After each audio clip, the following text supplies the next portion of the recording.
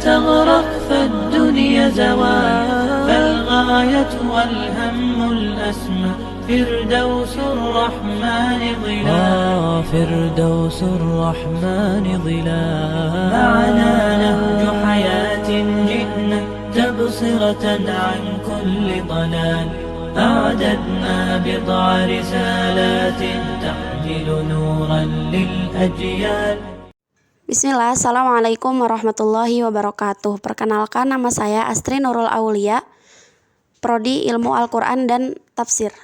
Di sini saya akan menelaah satu buku yang dimana buku itu menjelaskan tentang akidah atau tauhid. Buku tersebut berjudul Aqidatuna Dirasatul Aqidah As-Salafiyah ala Thoriqatis Su'al wal Jawab. Sebelum kita mengetahui isi-isi buku tersebut, ada baiknya kita berkenalan dulu dengan sang penulis. Biodata penulis. Penulis bernama Dr. Sofyan bin Fuad bin Muhammad Baswedan, MA. Beliau lahir di Solo tanggal 7 Juli 1980. Riwayat pendidikan beliau pernah bermulazamah dengan sejumlah masyayikh, tepatnya Syekh Muhammad bin Shalih Al-Utsaimin di Unaizah, Al-Qasim, Arab Saudi, selama hampir 10 bulan. Beliau lulus S1 Fakultas Hadis dan Dirosah Islamiyah dari Universitas Islam Madinah di tahun 2007. Lalu lulus S2 di fakultas dan universitas yang sama di tahun 2011. Beliau juga lulus S3 di fakultas dan universitas yang sama di tahun 2015. Beliau lulus Doktor Fakultas Hadis Universitas Islam Madinah dengan predikat yang amat memuaskan, Mumtaz alad Darajah Syarafil Ula, atau seperti yang telah disebutkan bahwa judul buku tersebut adalah Dirasatul Aqidah As-Salafiyah ala Thoriqatis Su'al wal Jawab, yang dimana menggunakan metode soal dan jawab untuk penulisannya. Ada beberapa alasan mengapa penulis menjadikan metode soal dan jawab sebagai penulisannya. Alasan yang pertama, karena metode soal dan jawab lebih berefek kepada jiwa, juga memberikan perhatian lebih kepada yang ditanya. Lalu, poin kedua, banyak ayat Al-Quran yang diawali oleh pertanyaan seperti amma yatasaalun. Poin berikutnya, metode ini juga mengikuti sunnah Nabi, yang dimana di hadis Jibril bertanya kepada Nabi tentang Islam, iman, dan ihsan. Penulis membagi bukunya kepada beberapa judul, yang dimana di sana dicantumkan tentang akidah, tauhid, juga rukun-rukun iman. Untuk pembahasan pertama, penulis memberikan judul Muqaddimatul Aqidah, yang dimana di sana kita mengetahui sudut pandang penulis terhadap akidah. Mal muradu bil aqidah, apa yang dimaksud akidah? Akidah menurut penulis adalah kepercayaan kuat yang tidak ada keraguan padanya. Di sini juga penulis mencantumkan bahwa seseorang muslim harus selayaknya mengikuti akidah Ahlus Sunnah wal Jamaah, yang dimana Ahlus Sunnah wal Jamaah itu adalah orang-orang yang meneladani ajaran Rasulullah dan para sahabatnya dalam hal ucapan, perbuatan, maupun keyakinan. Judul kedua yang disebutkan penulis adalah Al-Islam wa Syahadatan, atau artinya Islam dan 2 kalimat syahadat. Di sini penulis memberikan pertanyaan, apa agamamu? Jawabannya, agamaku adalah Islam. Itulah agama semua nabi dan satu-satunya agama yang diterima oleh Allah. Lalu dilontarkan lagi pertanyaan, apakah Islam itu? Islam artinya pasrah kepada Allah dengan mentauhidkannya, tunduk kepada Allah dengan menaati aturannya, dan membenci segala bentuk kemusyrikan dan pelakunya.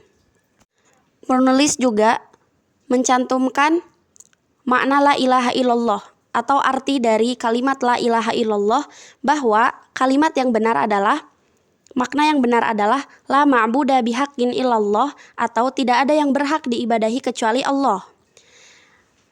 Kalimat la ilaha illallah ini memiliki syarat untuk setiap manusia yang mengucapkannya agar diterima. Penulis mencantumkan 7 syarat agar kalimat la ilaha illallah ini bisa diterima di setiap muslim. Ketujuh poin itu adalah ilmu, yakin, ikhlas, as-sidqu, al-mahabbah, al-qabul, dan inqiyad. Lalu poin selanjutnya adalah Makna kalimat asyhadu anna Muhammadan Rasulullah. Makna kalimat ini adalah aku membenarkan atau menjadi saksi bahwa Muhammad adalah hamba Allah sekaligus Rasulnya yang Allah utus kepada seluruh umat manusia. Dalam lafaz ini ada yang disebut konsekuensi. Konsekuensi dari lafaz ini ada 4. Penulis mencantumkan konsekuensi yang diterima dari kalimat asyhadu anna Muhammadar Rasulullah adalah membenarkan yang beliau kabarkan, menaati yang beliau perintahkan, menjauhi yang beliau larang, dan beribadah sesuai dengan yang beliau ajarkan. Poin selanjutnya yang disampaikan dalam buku ini adalah mabahith haulal iman atau pembahasan seputar iman. Sebelumnya, apakah iman itu? Penulis di sini mencantumkan bahwa iman artinya mengucapkan dengan lisan, meyakini dengan hati, dan mengamalkan dengan anggota badan. Iman akan bertambah dengan ketaatan dan berkurang dengan kemaksiatan. Rukun iman ada 6, yaitu mengimani Allah, para malaikat, kitab-kitab, para rasul, hari akhir, dan takdir yang baik maupun yang buruk. Poin penting dalam hal iman adalah apakah iman itu satu bagian saja ataukah bercabang-cabang? Jawabannya adalah iman itu bukan satu bagian saja, namun memiliki 70 cabang lebih dengan tingkatan yang berbeda. Disebutkan dalam hadis bahwa al-imanu bid'un wa sab'una syu'bah fa afdaluha qaulu la ilaha illallah wa adnaha imatatul adza anit thariq wal haya'u syu'batun minal iman rawahu Muslim. Di mana intinya di sini disebutkan bahwa iman yang paling utama adalah pengucapan la ilaha illallah beserta konsekuensinya. Lalu yang paling rendah adalah menyingkirkan gangguan dari jalanan. Begitu pula malu sebagian dari iman. Apakah keimanan bisa batal? Iya, di sini keimanan bisa batal. Keimanan bisa batal dengan mengucapkan, meyakini, atau melakukan apa yang bertentangan dengan rukun iman atau konsekuensinya. Misal dari ucapan yang membatalkan iman adalah mengatakan bahwa Allah adalah Tuhan ketiga, atau Allah adalah Isa Al-Masih anak Maryam, atau melecehkan Allah, ayat-ayatnya, dan Rasulnya, dan yang semisalnya. Lalu apa contoh keyakinan yang membatalkan iman atau pembatalan iman dengan keyakinan?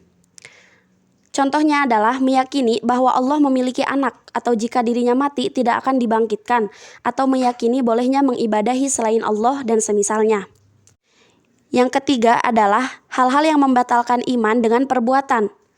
Contoh dari ini adalah mempelajari dan mengajarkan sihir, takabur dan gengsi untuk taat kepada Allah, atau menyembelih hewan untuk taqarrub kepada selain Allah.